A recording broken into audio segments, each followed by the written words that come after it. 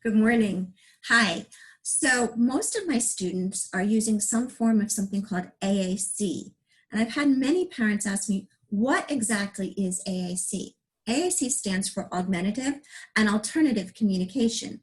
And all it really means is that it is extra communication to help a student who is not conventionally communicating fully using verbal speech. It could be that they have trouble motorically speaking. It could be that there are other compounding factors that make it difficult to speak, or they're hard of hearing. And augmentative and alternative communication just really means any type of communication that is not typical and conventional speech. So AAC can be American Sign Language. It can be writing with a pen and a paper. It can be gestures like pushing things away. It can be verbalizations that are not conventional that we understand. At First Children's School, we accept any type and any form of communication, but we also encourage learning more conventional communication approaches to help the student so that they're more fully understood. Some of the approaches that we use besides American Sign Language, which is widely used in our school, are low-tech methods, and those include things like boards. Your student may have gotten a board. It may look something like this at home. Whoops, that's upside down. It may look like something like this at home that has pictures on it. Maybe a single sheet with pictures. It may have one picture, 4 pictures, or a lot of pictures like this one. Your student may have come home with a communication book. They may have a book that looks something like this. It might be somewhat smaller or bigger, and they have pictures that they can move and put on and take off. It may have a sentence strip that they can put the pictures on and hand to you. Those are both AAC, what are called low-tech AAC. Your student may have visual impairments that require high contrast pictures. So they may have something that looks like this. It says, "I don't like it. Yuck."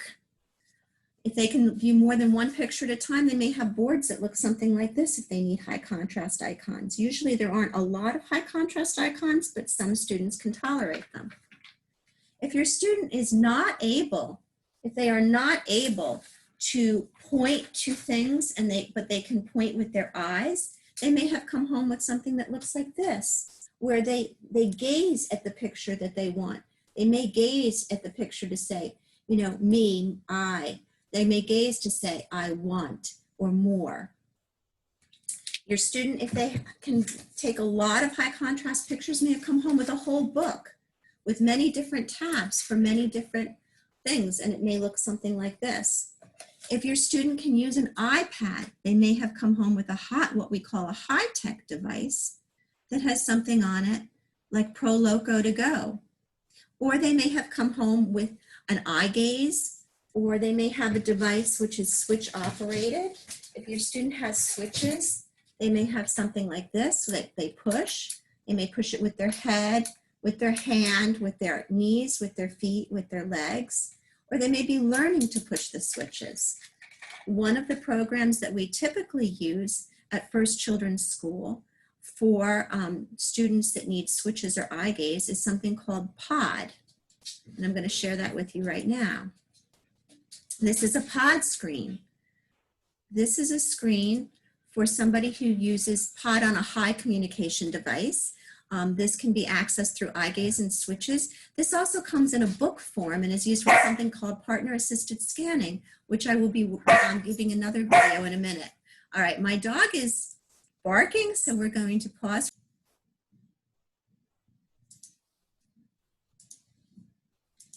So POD comes in a book form and is used with partner-assisted scanning for students that can't access it.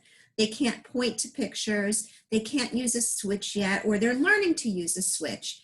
And so the partner gives them the options of picking the different pictures, and that would be POD.